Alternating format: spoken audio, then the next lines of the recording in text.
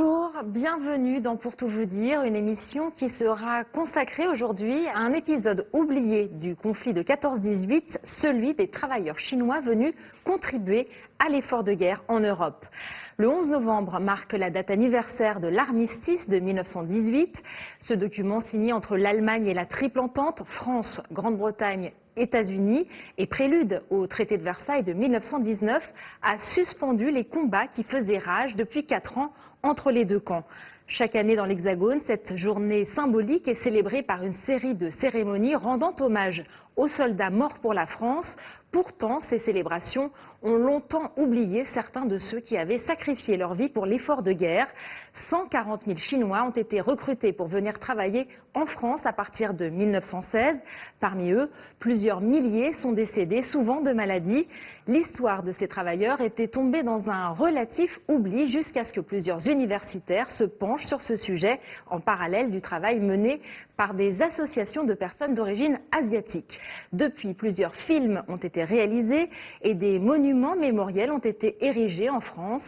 Cet épisode a peu à peu repris sa place dans l'histoire.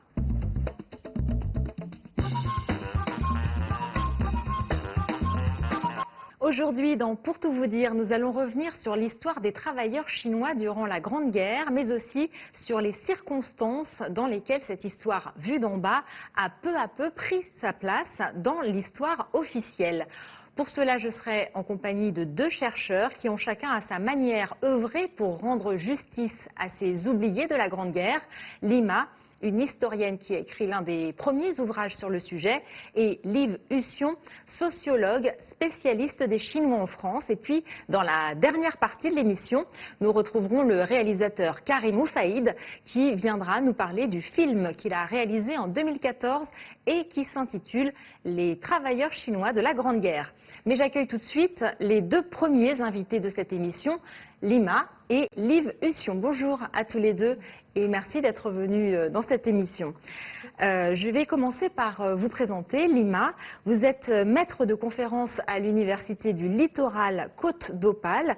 Vos travaux portent sur le pouvoir absolu dans la Chine impériale, sur l'histoire de la Première Guerre mondiale et de la Chine contemporaine, ainsi que sur le développement économique et l'évolution de la société dans la Chine actuelle.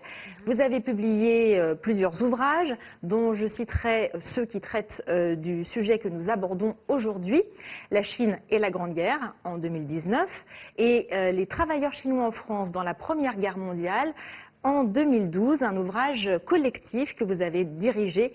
Tous les 2 sont aux éditions du CNRS. Et Liv Hussion, vous êtes sociologue spécialisée dans l'étude des communautés chinoises en France. Vous avez été maître de conférence en sociologie à l'Université de La Réunion jusqu'en 2017.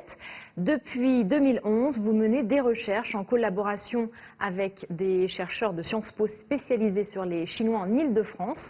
Vous avez aussi réalisé des films documentaires à partir des thématiques de vos travaux.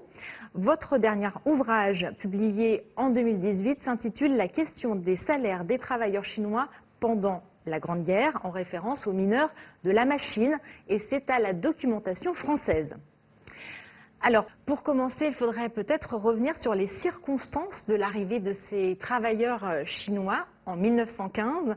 Quelle est la situation à l'époque en France et en République de Chine, Mali? Alors, la situation en France, on sait que la conquête se prolonge et puis donc il y a une question de main-d'œuvre qui pose un problème pour la France et l'Angleterre, notamment à cause du combat dans la Chine, et puis il y a quand même beaucoup de victimes, 400 000 du côté britannique. Donc la question qui parlait du recrutement du travail chinois est déjà soulevée à cette époque-là. En Chine, c'était en principe, c'est un État république indépendant, mais c'est quand même une Chine qu'on peut dire, c'est dans une situation, on va dire, c'est sans glisser dans une situation de semi-colonisation à cause de la présence des puissances occidentales sous leur domination. Donc voilà, c'est la situation. Oui, il y a de nombreuses concessions occidentales en Chine. Voilà, c'est cette situation. Vous voulez ajouter quelque chose, Liv Hussion ? Oui, je voudrais ajouter quelque chose sur le plan militaire, hein, parce que bon, il y a des questions de pénurie de main-d'œuvre par rapport à la Chine, le recrutement en Chine. Mais bon, si vous voulez, dans les 6 premiers mois du début de la guerre, il y a un épuisement rapide des munitions de guerre, hein, surtout de l'artillerie. L'artillerie, et que en 1914, le maréchal Joffre constatait cette situation alarmante. Et donc, qu'est-ce qu'on va faire? Le gouvernement va mobiliser les industries, hein, métallurgie, les forges, les fourneaux, etc. Donc il faut des hommes, de la main-d'œuvre. Il faut des hommes, de la main-d'œuvre, et donc la Chine. Alors ce sont tout d'abord 40 000 Chinois qui sont recrutés par la France pour contribuer à l'effort de guerre, puis 100 000 autres qui sont sollicités par la Grande-Bretagne pour faire face au manque de main-d'œuvre. C'est bien cela en termes de chiffres? Oui, c'est bien ça. C'est comme mon collègue a dit, la guerre, ça se joue en l'arrière aussi, hein, l'arrière-fond. Bien sûr. Donc, oui, en fait, tu peux dire le chiffre, il faut peut-être faire attention, c'est un chiffre à point arrondi. Ce qui est recruté par la France, c'est autour de 35 000. Et par l'Angleterre, c'est autour de 95 000. Donc, mais il y a toujours un débat de chiffres qu'on ne peut pas entrer dans le détail pour l'instant. Oui. Et donc, c'est le seul pays qui peut fournir un grand nombre de main-d'œuvre. Oui, parce qu'il a une population très importante. Oui, voilà. Alors, qui sont ces hommes? D'où viennent-ils en Chine? Alors, 80% ils viennent du nord-est de la Chine, c'est la province Shandong. Et pourquoi on choisit ces hommes-là? On dirait c'est des hommes de grande taille, robustes, on va dire. Et l'Angleterre a déjà fait l'expérience de ces travailleurs chinois. En 1902 à 1903, ils ont déjà recruté des travailleurs chinois, 50 000 pour l'Afrique du Sud, pour l'exploitation des mines en Afrique du Sud. Donc on connaît cette main-d'œuvre, on sait qu'elle est efficace, travailleuse. Et notamment très doux, très obéissant. Même certains Britanniques ont rapporté, même face à des traitements inhumains, ils acceptent de continuer à travailler. Donc les Français pensent que c'est un bon moyen de recruter ces travailleurs chinois. L'émission? Oui, le regard sur ces travailleurs chinois, lorsqu'ils arrivaient à Paris, vous savez, on a insisté sur leur qualité physique. Hein, ils sont grands, forts, robustes, dociles, etc., etc. Et donc ces regards portés sur ces travailleurs, c'était pour rassurer la population française et que pour la presse d'ailleurs se montrer complaisante. Hein, sur ces travailleurs chinois, et donc le regard. Dans un premier temps, c'était très positif. Tout à fait. Alors comment s'est déroulé leur recrutement? Quelles ont été les modalités de l'accord passé avec la Chine?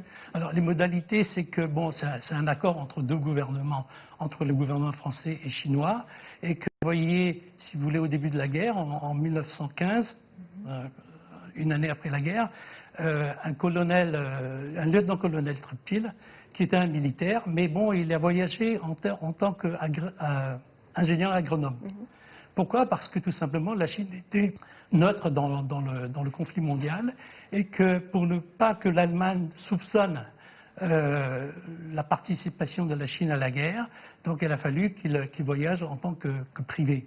Et donc le gouvernement chinois et français ont signé un contrat au bout de quelques mois de négociations, bien sûr. Et donc on est arrivé à un contrat où on doit recruter des travailleurs entre 20 et 35 ans.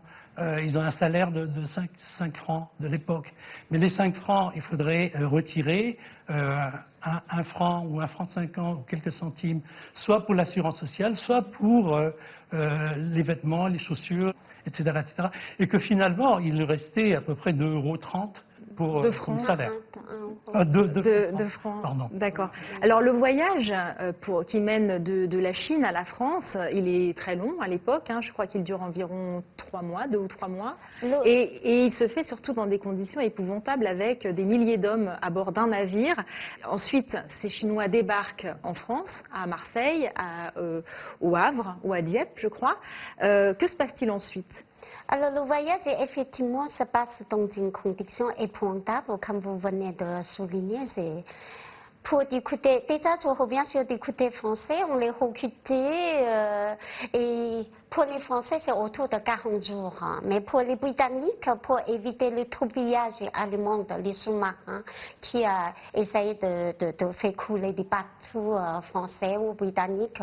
D'ailleurs, il y a une histoire de Yatos. Le Athos, le bateau qui a été coulé alors qu'il... 753 victimes. Et du côté chinois... Voilà, donc c'est un bateau qui se dirigeait vers Marseille, qui a été torpillé durant son voyage. Voilà. Et sur lequel il y avait plus de 500 Chinois. 543 Chinois étaient victimes de ce torpillage. Et donc, pour les Britanniques, pour éviter ces sous-marins allemands, donc ils sont voyagés pendant 3 mois. D'abord, il est arrivé à Canada. Ensuite, il traversé tout le Canada et embarqué sur le côte. Et après, il arrive au Dieppe. Donc voilà, ça prend 3 mois. Donc maximum, il y a 50 navires pour transporter ces 100 000 travailleurs chinois. Et le maximum, on arrive à 4 000 dans un bateau. Et les conditions sanitaires, il faut imaginer, hein, voilà, épouvantables.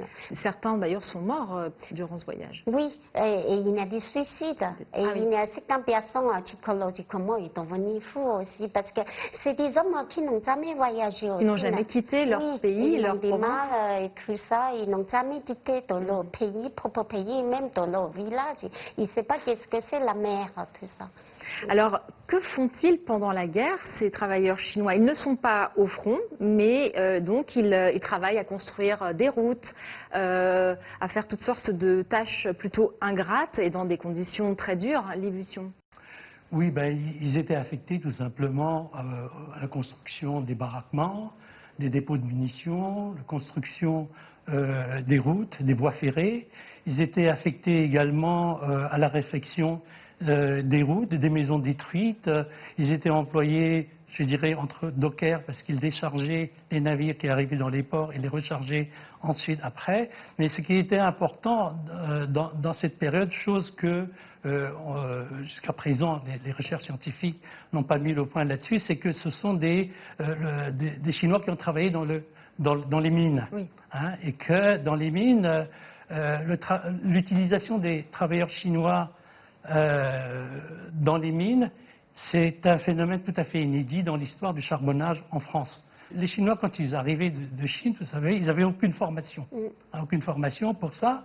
Et que lorsqu'ils descendaient donc dans les puits, ben, il y avait des problèmes d'interprètes, il y avait des problèmes de toutes les difficultés qu'on trouve, quoi. Hein. C'est-à-dire que aller extraire le charbon, aller pousser les wagonnets pour évacuer le minerai, etc., etc. Et que tous ces problèmes-là font que les problèmes de langue, hein, à Monceau-les-Mines, par exemple, vous avez un religieux qui avait passé quelques temps en Chine et qui servait d'interprète. Alors vous imaginez un religieux descendre dans les mines avec sa soutane, dans la pénombre, dans l'humidité. Travailler dans les mines avec un interprète, oui, voilà, ça ne doit pas être évident. Ces choses-là. Donc ça a créé des problèmes. Ça crée des tensions et c'est allé jusqu'à créer des soulèvements, je crois, de la part des travailleurs. Il y a des agitations, il y a des accidents, il y a des rébellions. Et donc, entre travailleurs aussi, au fond, dans les puits des mines, et que bon, tout ça s'est terminé par l'évacuation, c'est le mot employé à cette époque-là, c'est-à-dire qu'on les renvoyait et certains demandaient à partir déjà dès les 2 premiers mois du travail. Et donc finalement, sur les 700, que j'ai compté à peu près 700 ouvriers chinois qui ont travaillé dans ces mines-là, ben, à peu près la moitié sont partis. Et l'autre moitié sont restés jusqu'à la fin de leur contrat en 1922. Alors, ces travailleurs chinois donc n'ont pas combattu au front, mais beaucoup ont perdu la vie durant le conflit de maladies, le plus souvent. Combien au total sont décédés et dans quelles circonstances? Moi, je pense que les comptages sur la victime, aujourd'hui, c'est toujours un débat. Parce que selon les sources officielles françaises, il y a 1500 à peu près de victimes, y compris le bateau qui est coulé par le sous-marin allemand. Mais En France, il n'y a aucun cimetière militaire du côté français pour les travailleurs chinois. Donc, jusqu'à aujourd'hui, c'est difficile à compter. Du côté britannique, on parlait de 1900 à 2000 victimes. Or, la Chine revendique plus de 20 000 hommes qui n'ont pas trouvé. Ah oui, donc il y a vraiment une grande Il n'y a pas différence. de traces. Donc, nous, en tant qu'historiens, on est très prudents, mais leurs sources, soi-disant officielles, ils sont tous pas d'accord avec leurs propres sources. Des chiffres est difficile. Donc, les victimes, c'est en général, comme vous venez de dire, les maladies, les accidents, même quelques maltraitances, et puis aussi du côté plutôt des travailleurs chinois, on s'appelle ça des Chinese Labor Corps. Pour les Britanniques, c'est surtout leur travail, c'est des travailleurs soldats militaires. Voilà. La frontière Voilà. n'est pas toujours très claire. Non, la frontière pas. Donc c'est surtout sous les bombes allemandes. Donc voilà, il y a des victimes comme ceci. Malgré cette importante contribution de la Chine à l'effort de guerre en Europe, la Chine ne reçoit rien des fruits de la victoire à la fin du conflit. Elle ne siège pas avec les 5 puissances lors de la conférence de Paris et le traité de Versailles prévoit même la cession à l'Empire du Japon des droits allemands sur la province du Shandong, qui est justement la province d'origine de la plupart de ces travailleurs chinois. D'où un fort sentiment d'injustice qui prévaut encore aujourd'hui en Chine. Vous voulez commenter cela, Li Lucion ? Oui, alors c'est un épisode de la fin de cette guerre après l'armistice. Après tout ce que vous avez dit, la Chine, la délégation chinoise a quitté la table des négociations et donc la Chine n'a pas signé ce traité-là.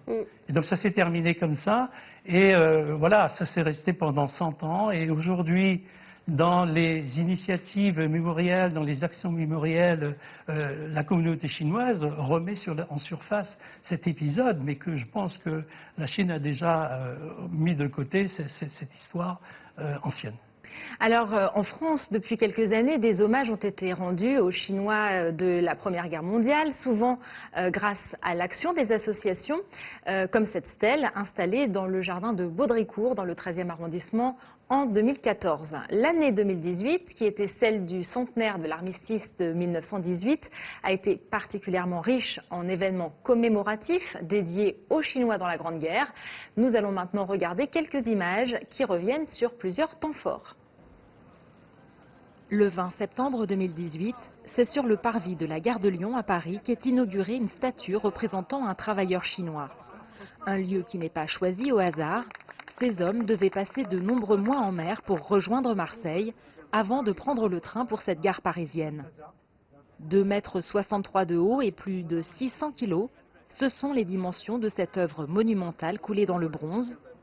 Figurant un paysan du Shandong avec son pantalon et sa veste de bure, des bandages aux jambes et aux pieds, elle est une réalisation du sculpteur Li Xiaochao, un artiste dont le travail s'intéresse aux petites gens qui ont, dans l'ombre, fait la grande histoire. Le 9 novembre, c'est une cérémonie au caractère unique qui était organisée sous l'Arc de Triomphe à Paris. Elle honorait la mémoire de plus de 200 000 Asiatiques, originaires de Chine, d'Inde, du Laos, du Népal, du Vietnam, du Cambodge, qui ont combattu sur les champs de bataille entre 1914 et 1918, en y laissant parfois leur vie, et de ceux, très nombreux aussi, qui sont venus en France participer par leur travail à l'effort de guerre.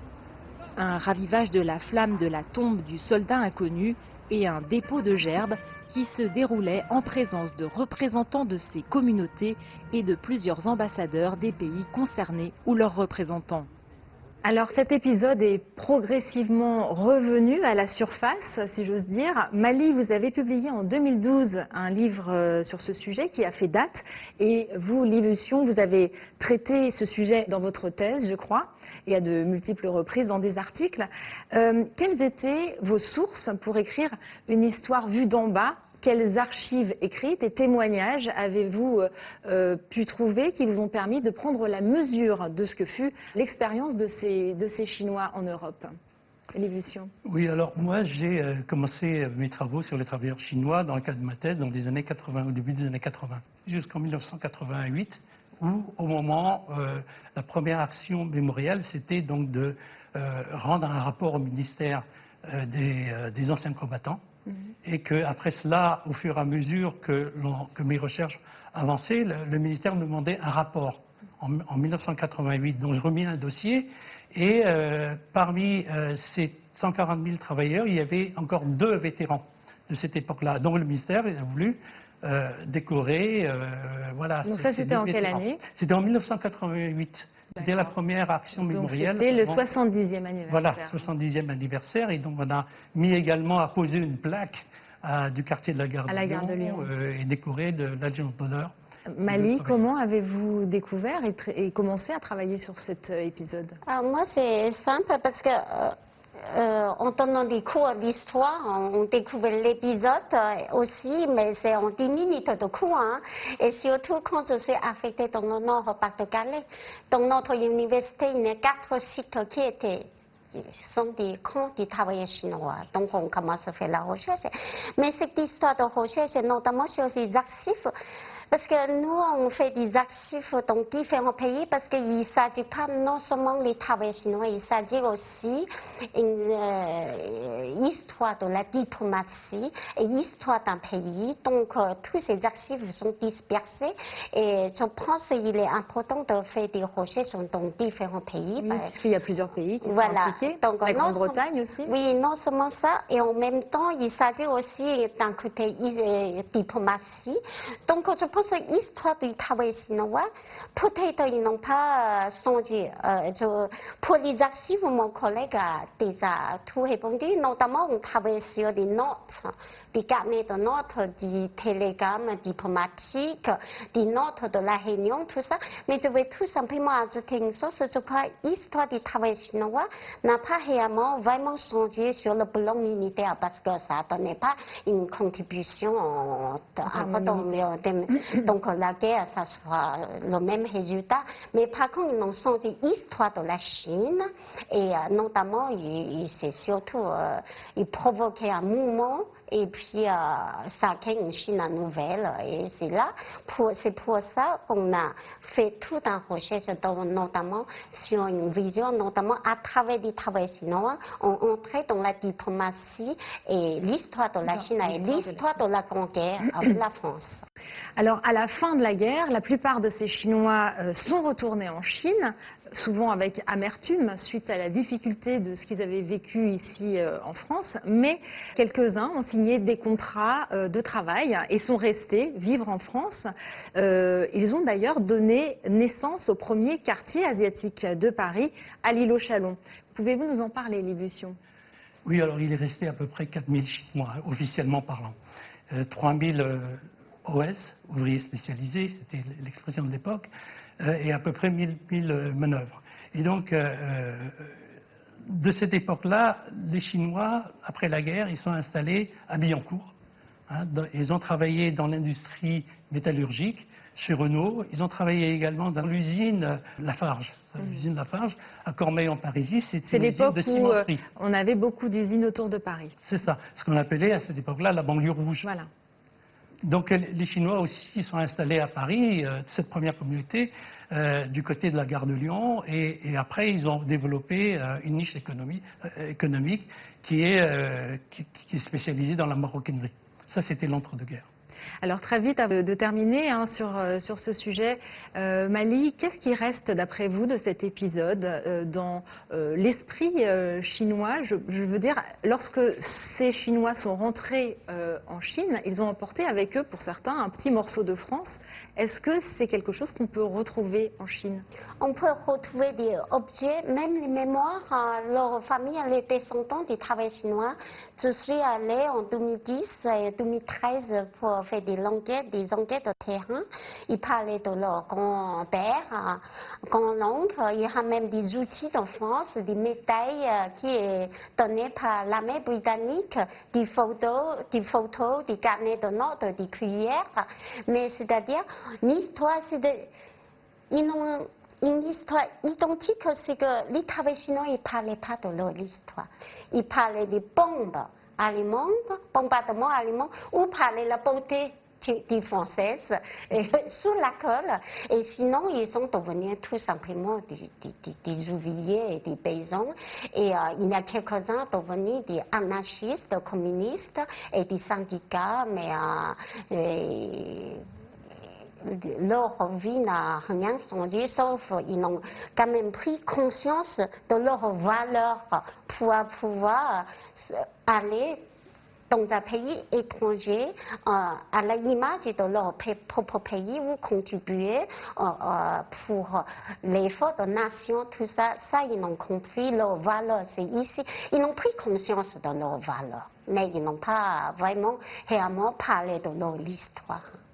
Alors on va continuer de parler de ce sujet dans quelques instants, mais Mali, vous devez nous quitter parce que vous avez, je crois, un train à prendre.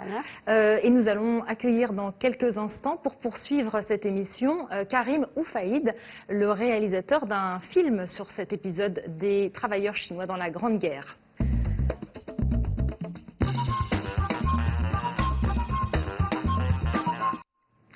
Depuis une dizaine d'années, de nombreuses conférences, films, livres ont été produits sur cet épisode de l'histoire en France et en Chine. Et justement, dans cette deuxième partie de Pour tout vous dire, nous accueillons maintenant le réalisateur d'un de ces documentaires qui ont permis une diffusion plus large de cette histoire. Bonjour Karim Oufaïd, merci d'être avec nous aujourd'hui sur ce plateau. Merci pour votre invitation. Karim Oufaïd, vous êtes un homme de théâtre et de rencontres. Vous êtes comédien et metteur en scène et vous avez effectué pendant 20 ans un travail avec les personnes éloignées de la prise de parole. C'est ce regard généreux que vous mettez aujourd'hui au service du cinéma documentaire. Par une démarche sensible, poétique, vous abordez l'histoire sous l'angle de récits subjectif, donnant un visage humain aux multiples fragments de la grande histoire. Vous travaillez aujourd'hui sur une série documentaire intitulée Les nouveaux passeurs de mémoire et à la réalisation d'un nouveau film 1911-1921, l'éveil de la Chine. Alors avant de reprendre notre discussion, je vous propose de regarder un extrait de votre film Les travailleurs chinois dans la Grande Guerre, sorti en 2014 et dont nous parlerons dans quelques instants. Nous sommes aux environs de Soissons, au nord de la France. Un groupe de passionnés d'histoire m'entraîne dans un lieu hors du temps. Je découvre l'existence de calligraphies chinoises sculptées dans la roche qui attestent d'un aspect méconnu de notre histoire. La venue en France de quelques 140 000 travailleurs chinois pour soutenir l'effort de guerre des Alliés.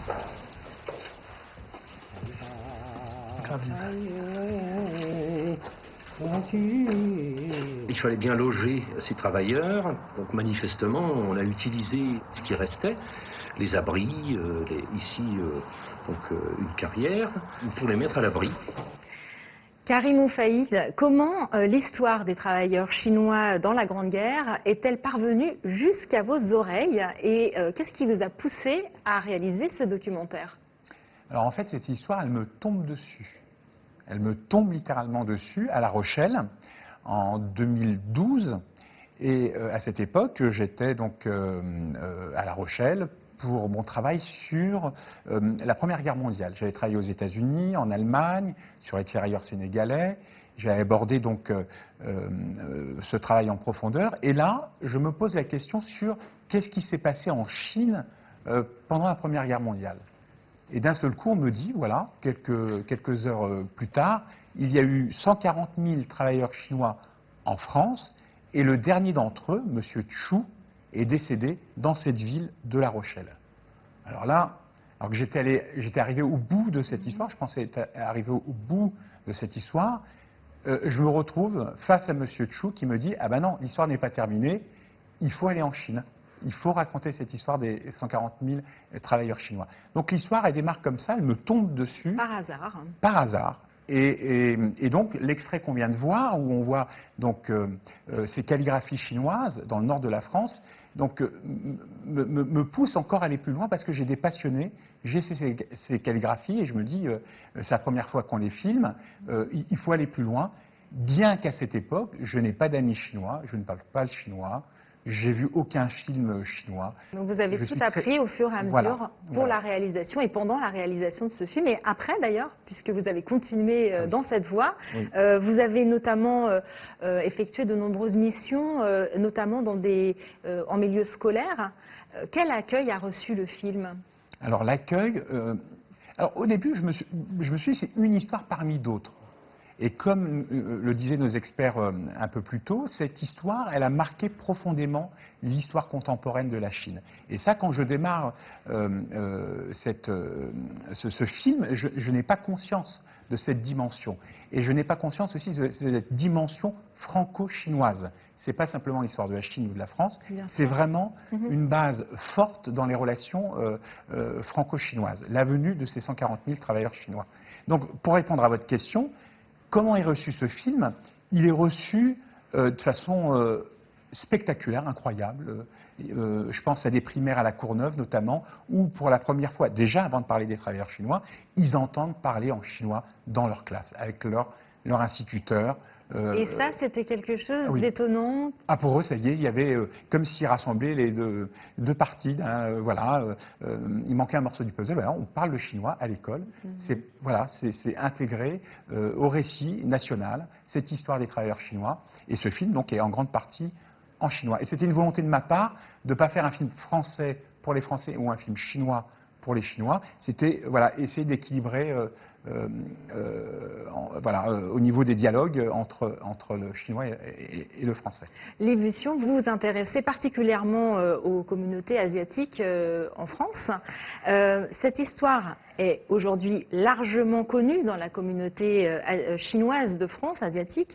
En quoi a-t-elle pu, d'après vous, reconfigurer l'identité des Chinois de France ?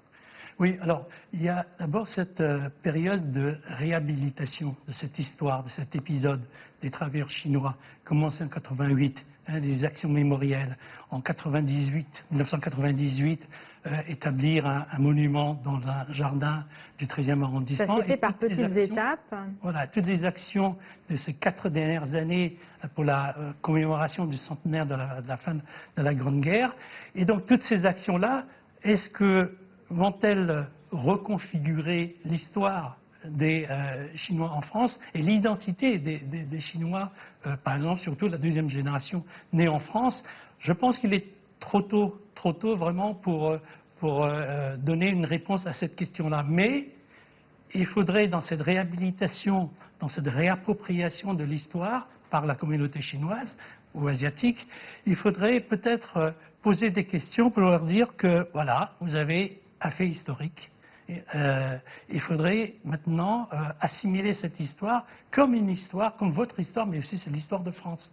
Et donc toutes ces actions-là, en allant dans ce sens, je pense qu'il faudrait attendre encore plusieurs années, ou même 1 ou 2 décennies, pour voir si la réhabilitation, la réappropriation va reconfigurer ou pas l'identité des Chinois en France. Alors moi j'ai un petit scoop, hein, on peut dire, allez-y, Karim, on parle des jeunes Chinois de France. En ce moment, je travaille avec l'Association des jeunes Chinois de France, qui a des rencontres régulières, en ce moment avec l'Éducation nationale. Et cette histoire, à travers le film notamment, va être intégrée pleinement au travail scolaire. Donc on essaie concrètement de trouver des portes pour permettre à cette histoire d'être intégrée donc au récit national, à l'enseignement de l'histoire dans les établissements scolaires. C'est-à-dire que les associations de personnes d'origine chinoise ont été aussi et sont très actives, pour essayer de diffuser cette histoire. C'est vraiment quelque chose dont elles se sont emparées. Ah oui, on a fait une grande tournée en France, l'île de la Réunion, en Chine, et j'étais à chaque fois accompagné par des jeunes de l'Association des jeunes Chinois de France, des jeunes de Sciences Po, voilà, et donc ces jeunes tout de suite m'ont soutenu. On dit, on ne te laisse pas avec ton film, on est intéressé par cette histoire, on va t'aider. Et ils m'ont soutenu de différentes manières, en traduisant certains textes. Donc très présent, et une conscience de se dire, mais cette histoire, c'est notre histoire, bien sûr, mais notre histoire de France, voilà, franco-chinoise, bien sûr, et comment aujourd'hui on la fait connaître le plus largement possible à l'ensemble du peuple français. Cette émission touche malheureusement déjà à sa fin. Merci à vous, Karim Oufaïd et Livusion, de nous avoir permis de nous plonger dans cette page d'histoire qui reste fort méconnue. Et je remercie également nos téléspectateurs d'être fidèles chaque semaine au rendez-vous de Pour tout vous dire sur CGTN français, mais aussi sur les réseaux sociaux. Je vous retrouve la semaine prochaine pour une nouvelle émission qui sera consacrée au vin.